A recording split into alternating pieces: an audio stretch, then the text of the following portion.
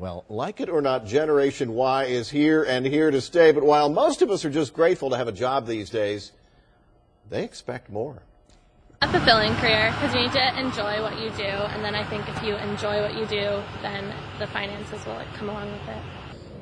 You got to start out, a little small, but maybe around, 70, 80, $1,000. Well, I really want to go to law school, but I want to work hopefully in a museum or as a curator before.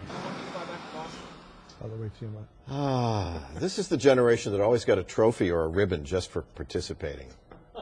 David Tyson, they were always told that they're bright and they're talented, they can do whatever they want to do. And like that one young man, and we wish him the best of luck getting $70 or $80 or $100,000 straight out of school. Is that a problem in the workplace these days? I would say it is a problem in the workplace. If they can get 40 or 50, they're lucky these days. Yeah, and not just for employers, but also in a lot of cases for coworkers. What do they want? What makes Generation Y happy? And as a boss or a coworker, why do I care about making them happy?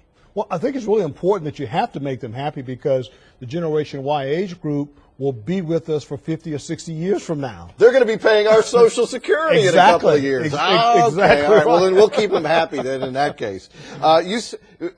You say it's very important to the Generation Y worker to explain to them why it's important you do something. And the old excuse that Mom used, or that my bosses have always used, because I said so, isn't good enough.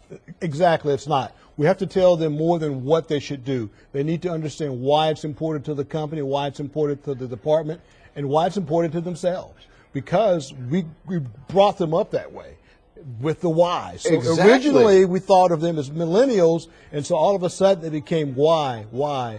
Yeah, so it's Generation WHY is exactly what it is now.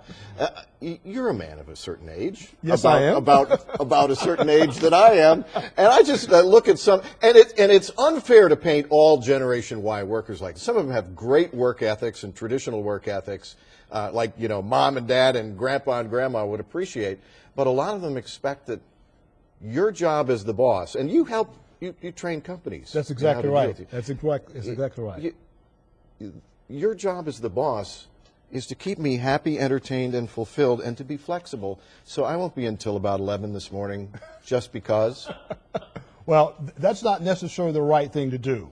Of course, flexibility is important in the workplace. And not only are Gen Ys asking for flexibility, but Gen Xers are asking for flexibility as well. So what we need to realize is that if they're committed to the job, it's okay if they maybe come in late that particular day. Right. If they have something that they're doing, particularly if there's some community involvement associated with it, they need to stay late to make up for the time. Workplace flexibility is important because if we don't provide that workplace flexibility, the probability is that we're going to lose them. So Prisbill's, probably Gen Y, and the news starts at 4:30 in the morning. She'd like to stop by about 9:15 or so, if that's convenient with everyone. Sounds great. I wish I was that young, though. Well, thank very much. We wish us all luck dealing with Generation Y. Find a link to David Tyson's Sales Track Inc. at myfoxdfw.com, and maybe he can help you understand them, because I don't. Tell it to Tim, 214-HOT-PIGS, or go to the Good Day page of myfoxdfw.com to send us an email. Maybe you can explain Generation Y. Prisbill? You just took about 10 years off my age. I like that. Way to go.